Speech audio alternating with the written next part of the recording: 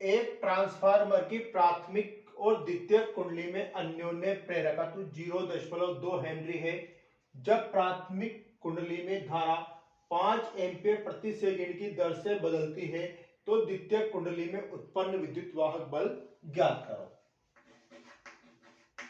तो यहां हमें दिया गया है अन्योन्य प्रेरकत्व M, अन्योन्य प्रेरकत्व M का मान दिया गया है 0.2 हेनरी और प्राथमिक कुंडली में धारा 5 एम्पीयर प्रति सेकंड की दर से बदलती है। तो धारा में परिवर्तन दिया गया है di/dt बराबर 5 एम्पीयर प्रति सेकंड की दर से बदलती है। तो हमें द्वितीय कुंडली में उत्पन्न विद्युत वाहक बल ज्ञात करना है। तो हमने पढ़ा है द्वितीय कुंडली विद्युत वाहक बल का सूत्र है m di/dt। मान रखेंगे m का मान 0.2, di/dt का मान 5। तो हमें गुणा करने पर प्राप्त होता है 1.0 वोल्ट।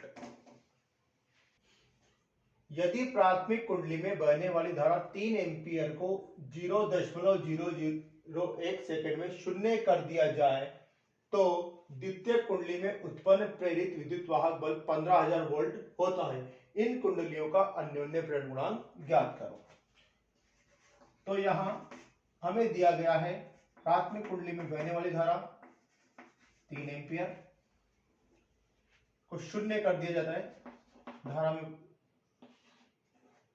0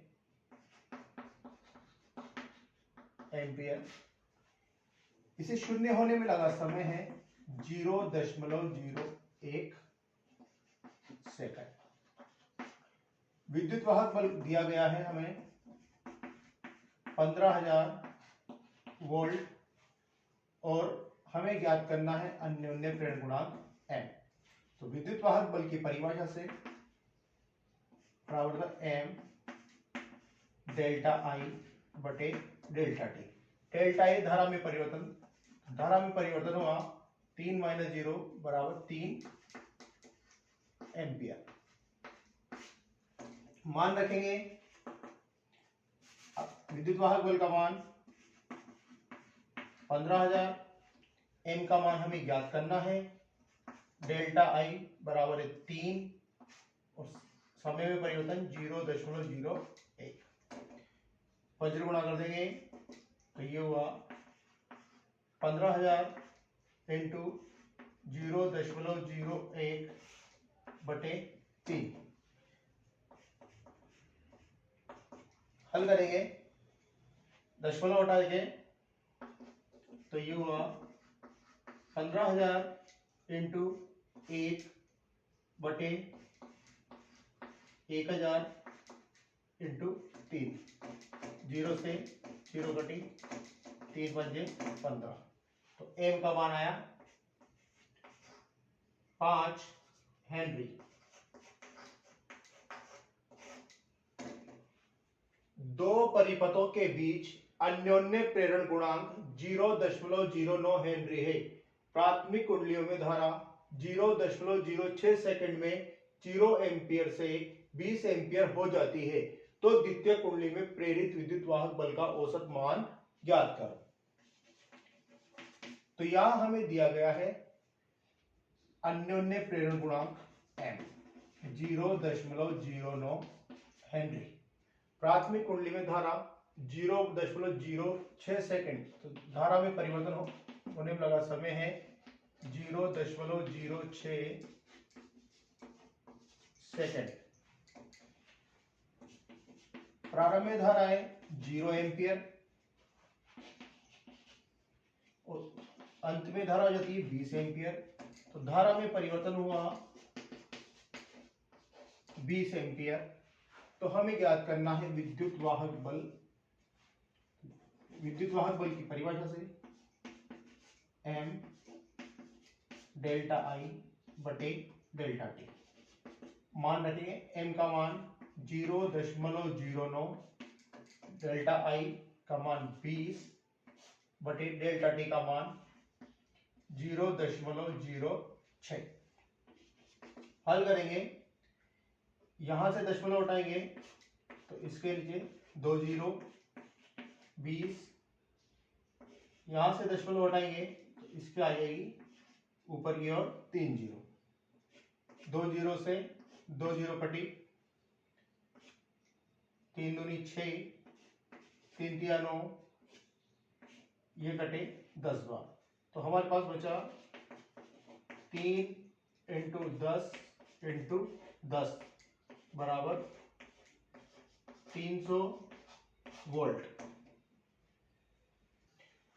जब एक कुंडली में बहने वाली धारा 0.1 सेकंड में 10 एम्पियर से शून्य कर दी जाती है तो नजदीक रखी दूसरी कुंडली में 100 मिली वोल्ट का विद्युत वाहक बल प्रेरित होता है।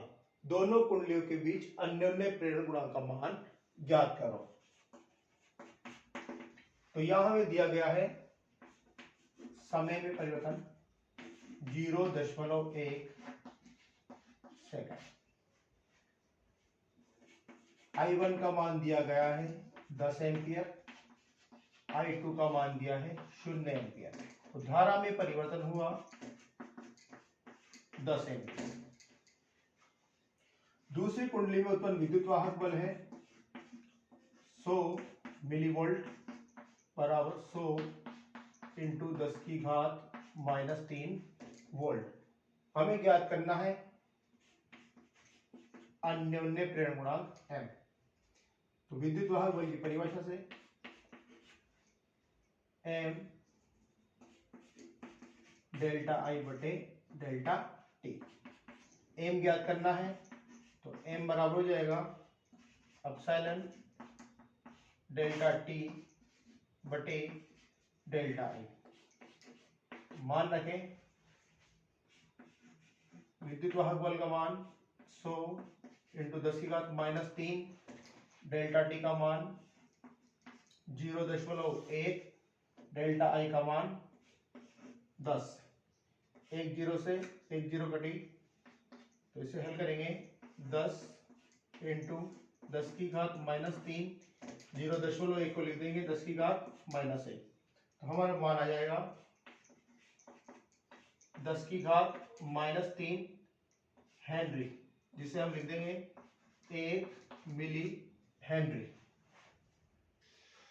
अन्योन्य प्रेरण गुणांक का मान ज्ञात करो यदि चुंबकीय फ्लक्स 2 इंटू 10 की घात -2 वेबर से परिवर्तित हो जाए एवं धारा में परिवर्तन 0.1 एम्पियर हो। तो यह हमें दिया गया है फ्लक्स में परिवर्तन 2 इंटू 10 की घात -2 वेबर, धारा में दिया गया है 0.01 एम्पियर। चूंकि और हमें ज्ञात करना है अन्योन्य प्रेरण गुणांक M। तो M अन्योन्य प्रेरण गुणांक और फ्लक्स में संबंध होता है MI। तो M ज्ञात करना है, M बराबर हो जाएगा डेल्टा फाई बटे I। तो M बराबर डेल्टा फाई का मान 2 इंटू 10 की घात -2 बटे I 0.01। हल करेंगे 2 इंटू 10 की घात -2, घात ऊपर जाएगी तो ये हो जाएगा 10 की घात 2 बराबर 2 हेनरी।